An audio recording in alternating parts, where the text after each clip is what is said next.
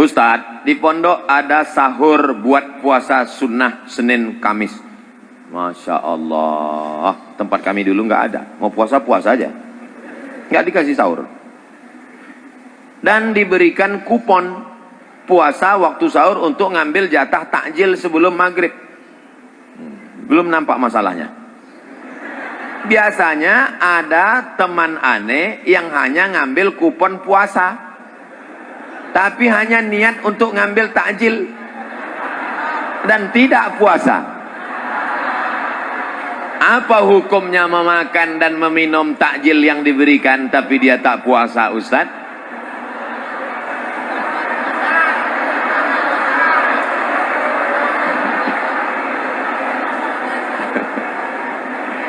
Nanti kalau mau diupload di internet, tolong yang pertanyaan ini jangan diupload ya.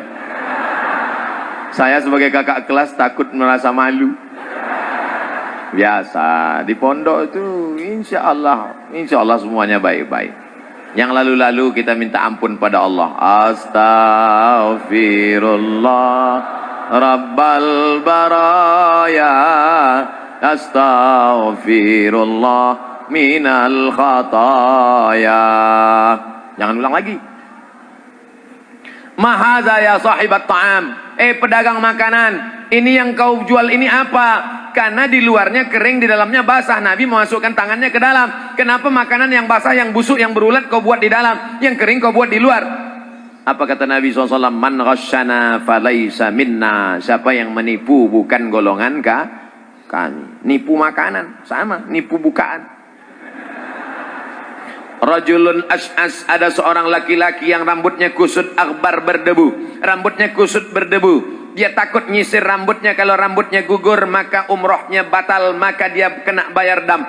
Dia takut, maka dia biarkan rambutnya kusut dan berdebu. Ya muddu yadayhi ila sama, tangannya dia tengadahkan ke atas sambil berdoa, ya Rabb, ya Rabb, ya Rabb. Doanya tidak dikabulkan Allah. Mengapa doanya tidak dikabulkan Allah? 4 sebab. Yang pertama, mat'amuhu haram, makanannya haram. Makanya jangan heran doamu tidak dikabulkan Allah, karena makan takjil haram.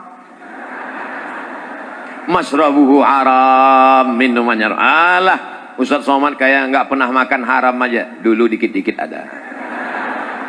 Tapi saya sebetulnya nggak nakal, teman-teman saya. Mat, besok kita bulis. Besok kita bulis, piket. Oke? Bulis hari Ahad. Hari Ahad kami menjaga asrama. Tiba-tiba datanglah kawan, orang tuanya bawa rambutan, dimasukkannya ke lemari, dikuncinya. Menyakitkan. Saya hanya ngelihat dia, pelit sekali. Saya pergi ke kamar mandi. Begitu pulang, saya lihat kawan saya yang sesama bulis, mereka lobangi dari bawah. Mereka ambil itu rambutan. Yang punya rambutan senang sholat ke masjid, mereka ambil. Saya sebetulnya nggak mau ikut, tapi karena jamaah sudah ramai, itulah. Jadi kalau dihitung-hitung dosa, dulu ada juga 1-2 rambutan. Tapi saya yakin dan percaya husnuzon, dia sudah memaafkan saya. Di majelis ini, hai kawan yang dulu satu pondok, yang kau pun pelit kali, itulah coba kalau kau kasih dulu kan.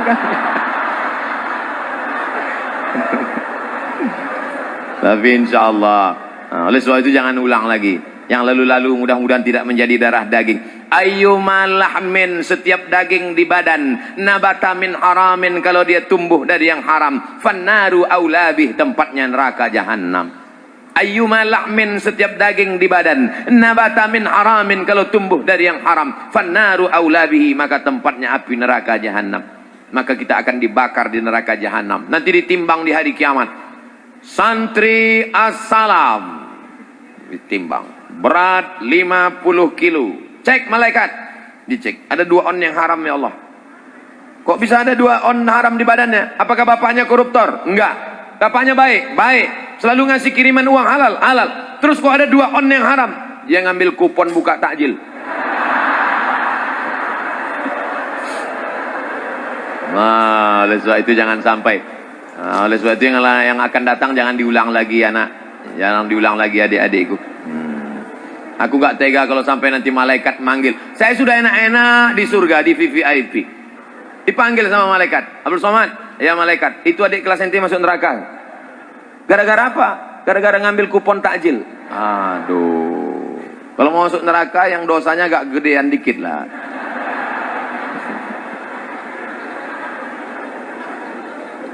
Allahumma ajirna minan nar, Allahumma ajirna minan nar, Allahumma ajirna minan nar, Allahumma ajirna minan nar, Allahumma ajirna minan nar, Allahumma ajirna minan nar, Allahumma ajirna minan nar. Insyaallah kita selamat dari neraka.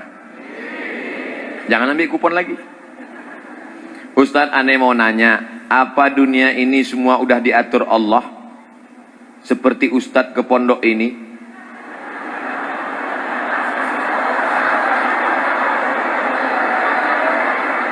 Apakah neraka dan surga kita juga sudah diatur sama Allah? Bila aneh diatur ke neraka, apakah aneh bisa ke surga? Ini pertanyaan nampaknya sederhana. Tapi untuk menjawab pertanyaan ini pernah dijawab oleh 4 kelompok besar dalam sejarah akidah Islam. Pertama, Asy'ari. Kedua, Maturidi. Ketiga, Jabariyah. Keempat, Mu'tazilah. Ini pertanyaan akidah ini. Saya lahir menjadi orang Melayu dari Riau. Itu apakah kemauan saya atau kemauan Allah? Saya ulang sekali lagi.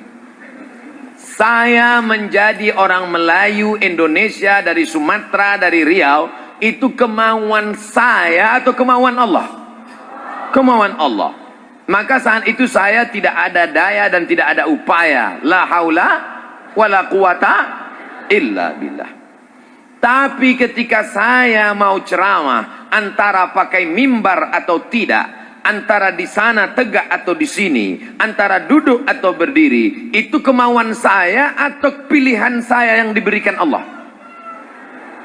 Pilihan saya diberikan oleh Allah.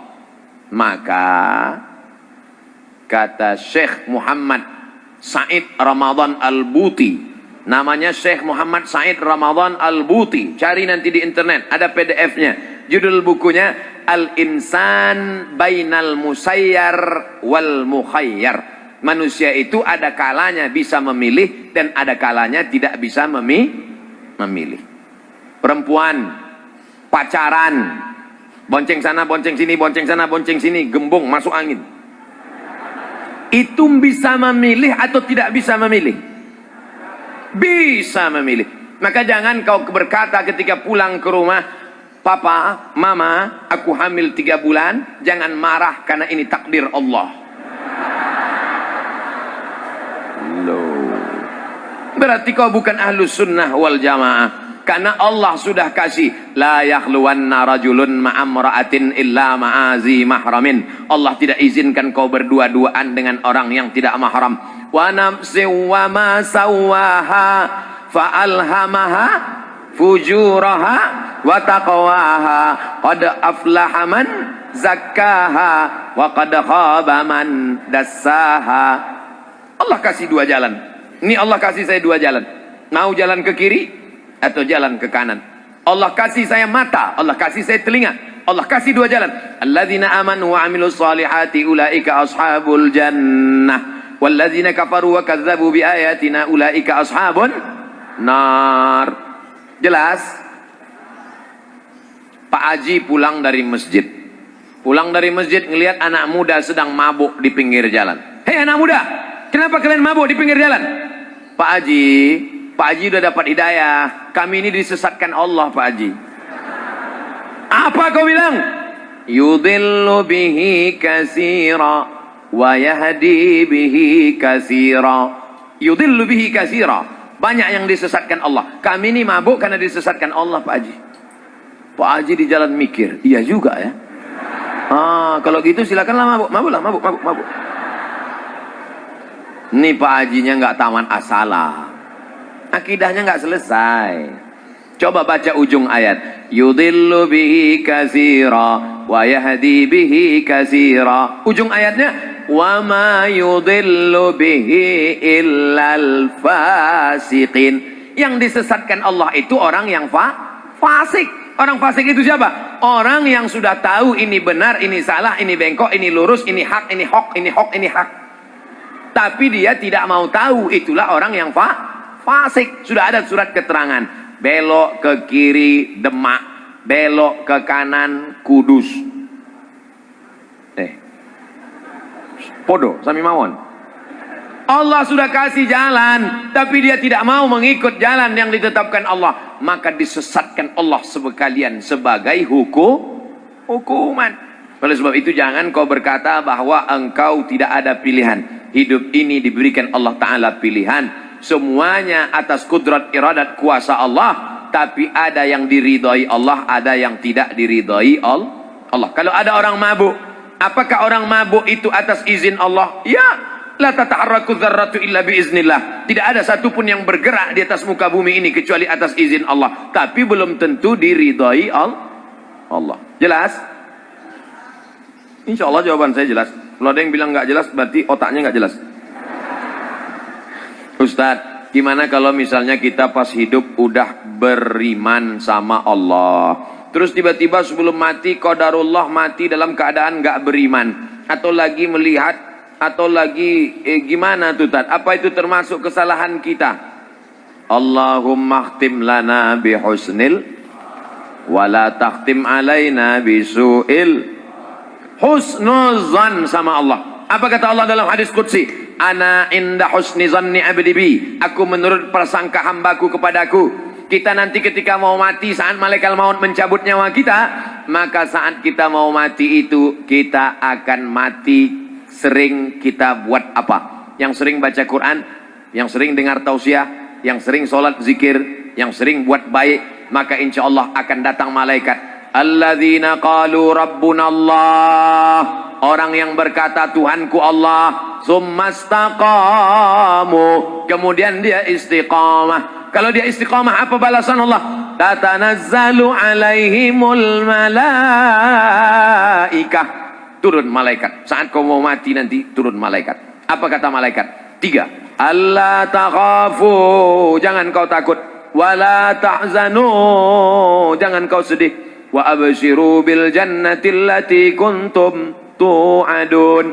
Syaratnya kalau mau husnul khatimah, maka mesti istiqamah. Syaratnya istiqamah mesti berjamaah.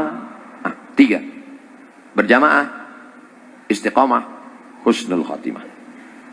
Kekhawatiran adinda takut mati su'ul khatimah itu sudah modal.